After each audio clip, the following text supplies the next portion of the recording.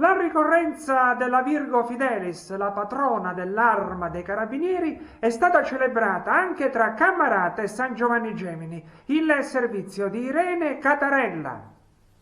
Nella chiesa madre di San Giovanni Gemini ai piedi di Gesù Nazareno, l'Arma dei Carabinieri ha festeggiato la Virgo Fidelis, la Vergine Maria patrona dell'Arma. La festa è stata istituita nel 1949 da Papa Pio XII, che proclamò appunto Maria Virgo Fidelis patrona dei Carabinieri.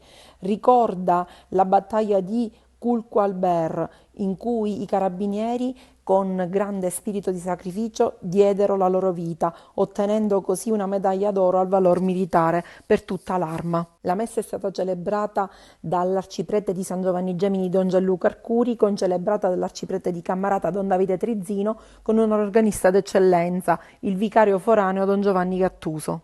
Presenti il sindaco di San Giovanni Gemini, il sindaco di Cammarata con le loro amministrazioni, il comandante della polizia locale, il presidente fiduciario della sottosezione dell'Associazione Nazionale Carabinieri di Santo Stefano Quisquina, Pasquale Troiano, tutti i carabinieri in congedo con le loro famiglie e Suornella della comunità Maria Ausiliatrice Longo. Che l'Arma dei Carabinieri ha scelto la Vergine Maria come proprio patrona. E forse la spiegazione più immediata, più semplice, che arriva direttamente al cuore dentro di noi è proprio quella che ha dato Don Gianluca, è quella del sì. Perché Maria ha fatto un giuramento a Dio e è stata fedele a Lui per accoglierlo nella civiltà umana. Che poi in piccolo è anche quello che ha fatto ciascuno di noi, carabinieri, quando ha giurato.